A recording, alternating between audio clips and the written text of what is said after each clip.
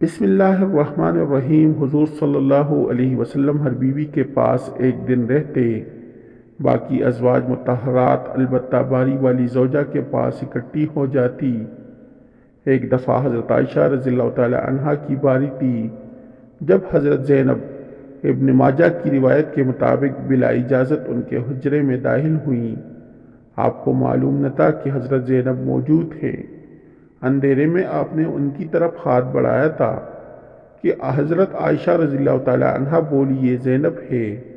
آپ نے ہاتھ کھینچ لیا، اس پر ان دونوں میں تکرار ہونے لگی اور ان کی آوازیں بلند ہو گئیں۔ ادھر نماز کھڑی ہونے لگی تو حضرت ابوبکر صدیق رضی اللہ تعالی عنہ نے آپ کو بلا لیا۔ حضرت عائشہ رضی اللہ تعالی عنہا بولی، ابھی نماز ادا کرنے کے بعد میرے والد مجھے خوب ڈانٹیں گے۔ ایسا ہی ہوا۔ حضرت ابوبکر صدیق رضی اللہ تعالیٰ عنہ نے انہیں سختی سے ڈانٹا، تم حضرت محمد صلی اللہ علیہ وآلہ وسلم کے سامنے اس طرح بولتی ہو؟ ایک بار رسول اللہ صلی اللہ علیہ وسلم حضرت عائشہ رضی اللہ تعالیٰ عنہ کے پاس آئے تو انہوں نے پوچھا، آج کہاں رہے؟ فرمایا، اے حمیرہ، ام سلمہ کے پاس تھا۔ کہا، ام سلمہ سے آپ کا جی نہیں بھرتا؟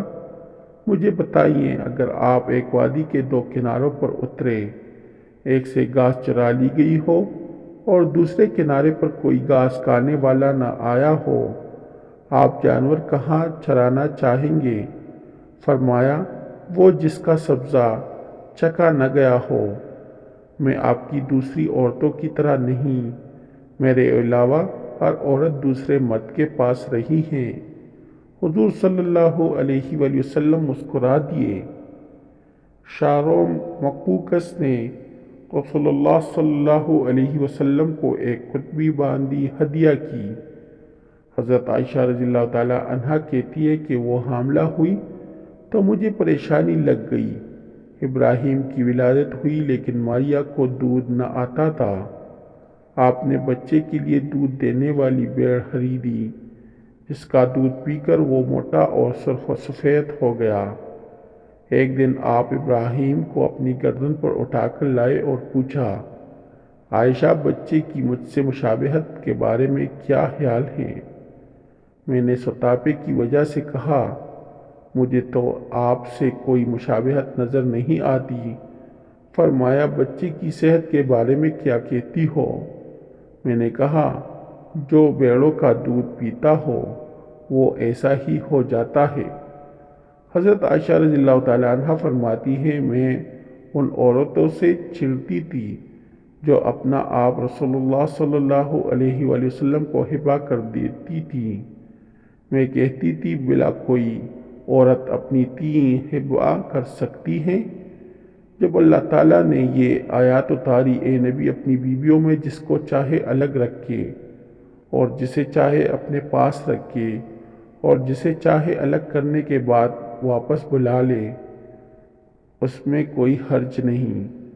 تو میں نے کہا، مجھے لگتا ہے آپ کا رب آپ کی خواہش پوری کرنے میں جلدی کرتا ہے۔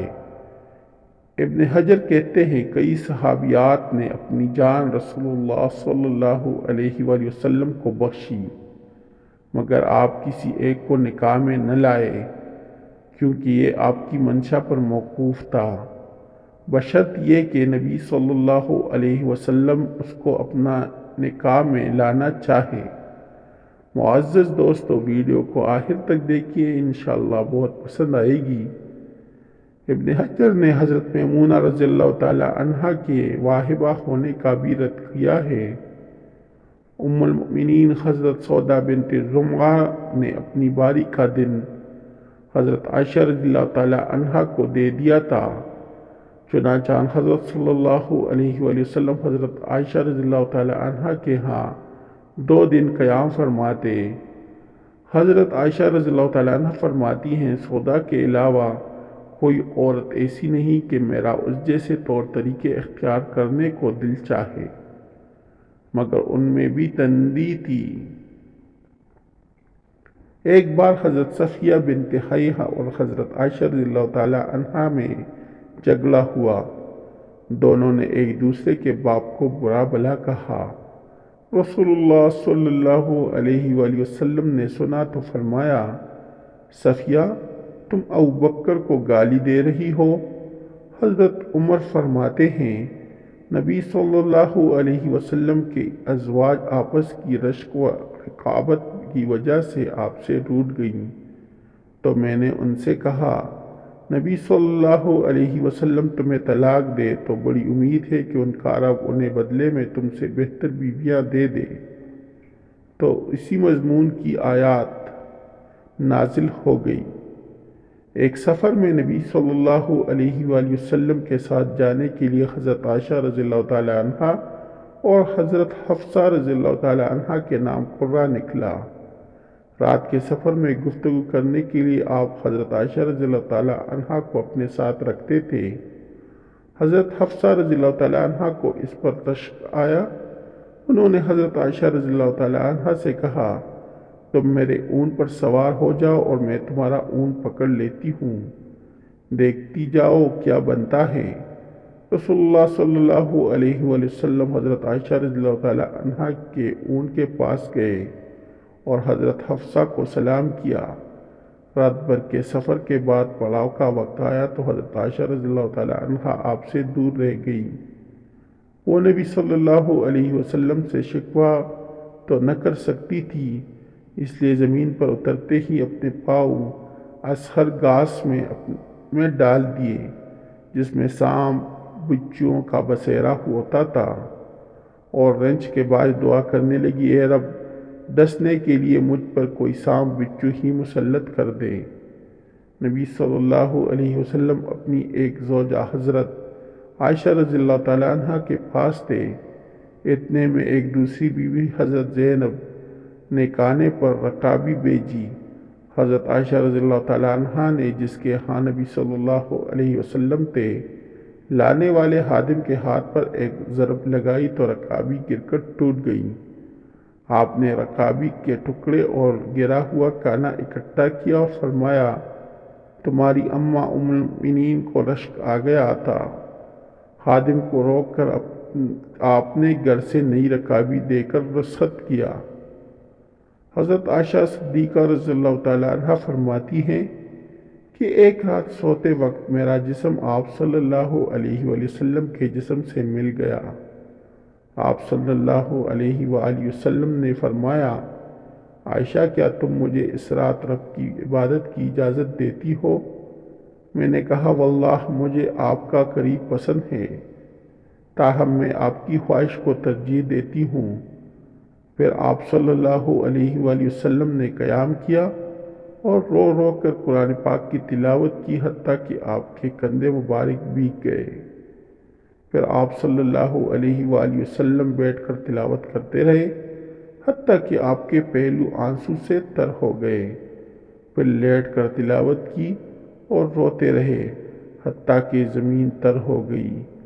آپ صلی اللہ علیہ وآلہ وسلم کے پاس جب حضرت بلال رضی اللہ تعالیٰ عنہ آئے تو انہوں نے کہا، یا رسول اللہ صلی اللہ علیہ وآلہ وسلم، میرے والدین آپ پر قربان، کیا اللہ تعالیٰ نے آپ کے آئندہ اور گزشتہ کے تمام گناہ معاف نہیں کر دیے؟ فرمایا، بلال پھر میں شکر گزار بندہ نہ بنوں؟ اللہ تعالیٰ نے مجھ پر اس رات کی آیات نازل فرمائی، یعنی آسمان و زمین کی پیدائش میں دن رات کی گردش میں اہل عقل کے لیے نشانیاں ہیں، جو اللہ کا ذکر کڑے بیٹھے اور لیٹے ہر حال میں بجا لاتے ہیں، اور وہ زمین و آسمان کی پیدائش پر غور و فکر کرتے ہیں اور کہتے ہیں، اے ہمارے پروردگار، تو نے یہ سب کچھ باطل پیدا نہیں کیا، تو پاک ہے، ہمیں آگ کے عذاب سے نجات عطا فرما۔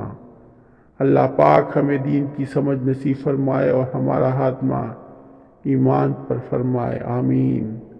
معزز دوستو، اگر آپ لوگوں کو میری ویڈیو اچھی لگی ہو تو میرے چینل کو سبسکرائب کریں، اس ویڈیو کو لائک کریں اور دوستوں کے ساتھ شیئر کریں۔ انشاءاللہ نیکسٹ ویڈیو میں پھر ملاقات ہوگی، تب تک کے لیے اللہ حافظ، شکریہ۔